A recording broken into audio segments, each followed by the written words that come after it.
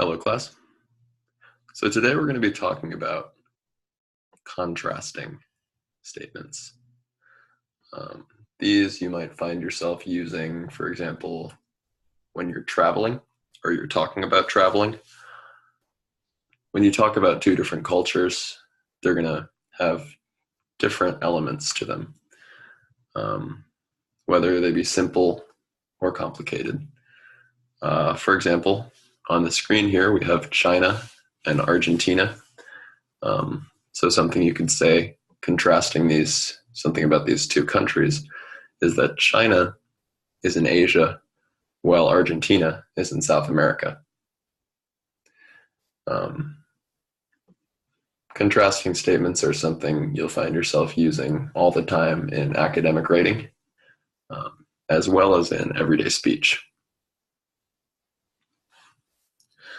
So let's look at our first type of contrasting word we're going to talk about today.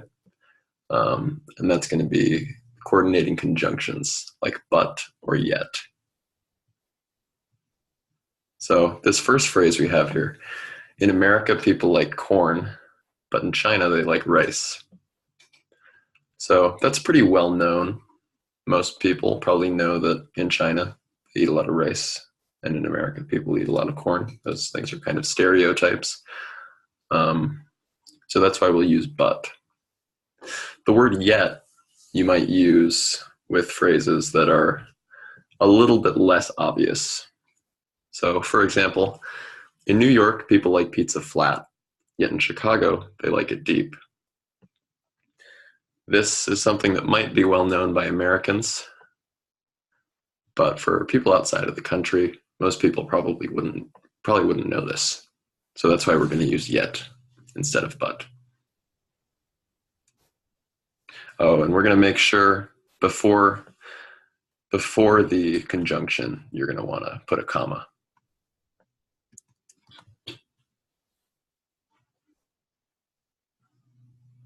Okay, so our next type of contrast word is called a subordinating conjunction. So this is like while or even though. So let's look at our first phrase. In Japan, they like fish raw, while in England, they like fish fried. So again, that's the more obvious statement. A lot of people probably know that.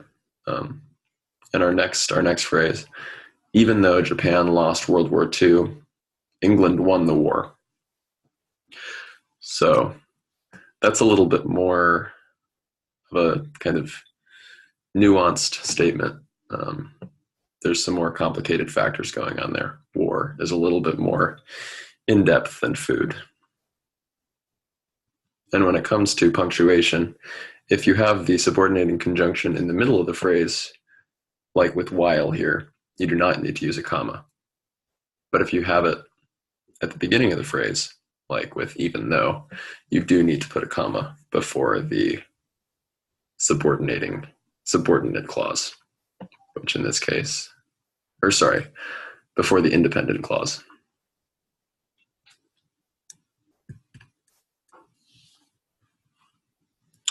All right, so another type of word we have here, these are transitions. These are connectors, contrasters that start a new sentence, unlike the ones we've had in the past. So, for example, in America, they drive on the right, period. However, comma, in England, they drive on the left. So this is a type of connector that starts a new sentence. And like with our previous ones, these are kind of 2 degrees of intuitiveness for how often you use these words. However, is a little bit more obvious, nevertheless shows that it's a little bit less obvious. So for example, in America, you cannot take a boat to many places. Nevertheless, in England, you can. Not everybody would necessarily know that. You have to know that England is an island and America is not.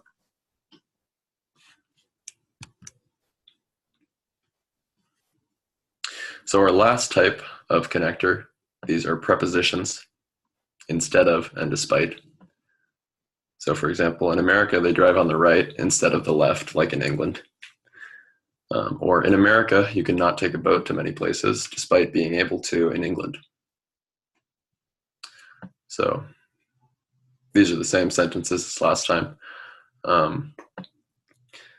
The way these prepositions work is, with a prepositional phrase, the preposition is going to be followed by a noun, and it's not going to have an entire noun-verb construction like after, say, a coordinating conjunction. So in America, they drive on the right instead of the left. That's just a noun following instead of. And then to create more context, we have another preposition, like in, followed by another noun, England. So in America, they drive on the right instead of the left, like in England. We have a similar thing going on in the second phrase here. In America, you cannot take a boat to many places, despite being able to in England. So being able to, that's a gerund, which makes it a noun, followed by another prepositional phrase, in England. So now it is your turn to write your own essay. You're going to compare America with your own culture, things you can think of that are different here than where you're from. And you're going to use all of these contrasting words, whether it be coordinating conjunctions, subordinating conjunctions, transitions, or prepositions. And make sure to try to show some distinction about those contrasting words that are more obvious and less obvious. All right, go for it.